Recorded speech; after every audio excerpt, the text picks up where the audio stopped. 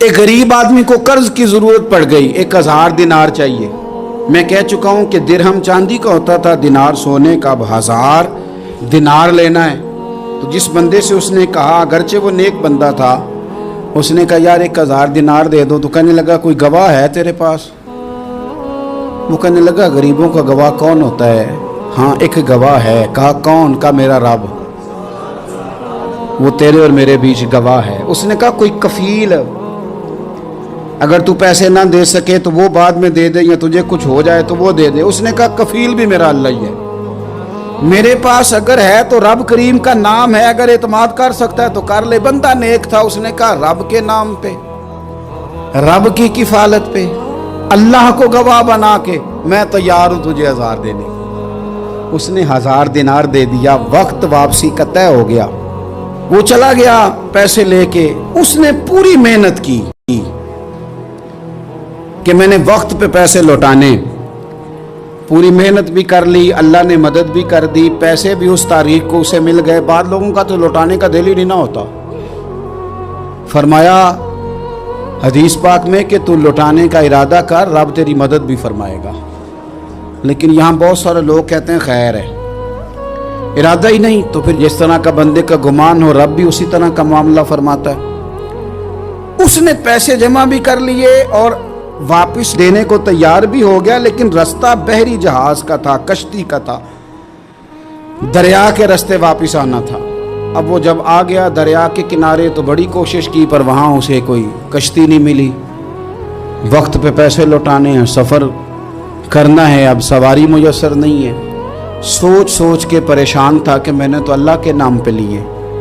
اچانک دل میں ایک تجویز آئی، اس نے ایک لکڑی لی، لکڑی کو اندر سے کھولا، 1000 دینار اس میں بھرا، بخاری پڑھ رہا ہوں، اور ساتھ ایک خط بھی لکھا کہ یار میں پیسے پہنچانا چاہتا تھا پر مجھے کوئی چیز نہیں ملی دریا کے اس پار آنے، اللہ کے نام پر تیری طرف روانہ کر رہا ہوں۔ اور یہ کہہ کہ وہ لکڑی دریا میں رکھ دی، وہ لکڑی ڈوب گئی ہے، واپس آ گیا۔ وہ جس نے پیسے لینے تھے وہ عین مقررہ وقت پر دریا کنارے آیا۔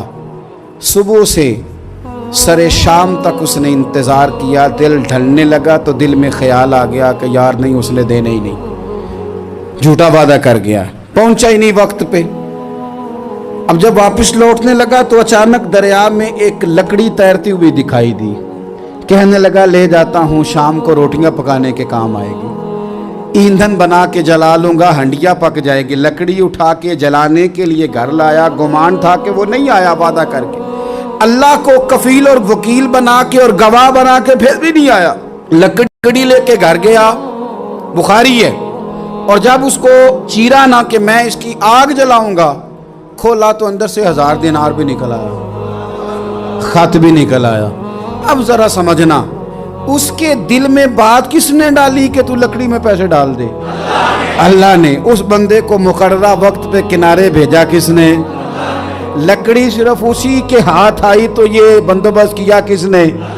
اللہ نے۔ گھر جا کے چیری تو پیسے بحفاظت اس تک پہنچائے کس نے؟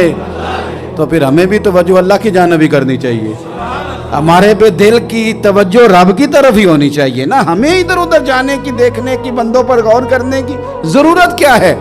وہ پیسے پہنچ گئے، یہ وہاں اپنی جگہ پہ پریشان تھا، اس نے 1000 دینار اور جمع کیا۔ پھر دوبارہ ایک دن دریا کنارے آیا، کشتی مل گئی، بیٹھ کے اپنے اس بھائی کے پاس آیا، کہنے لگا دیکھنا مجھ پر بدگمان نہ ہونا، پیسے اس تاریخ کو بھی جمع کر لیے تھے، دریا پہ آیا تھا پر کشتی نہیں ملی تھی، پھر میں نے نا لکڑی میں ڈال کے خط ڈال کے تیری طرف بھیج بھی دیے تھے، لیکن آج میں پھر لے کے آ گیا ہوں۔ وہ کہنے لگا خوش ہو جا، جس رب کو تو نے میرا اور اپنا گواہ بنایا تھا اس رب نے میرے تک پہنچا بھی دیے ہیں۔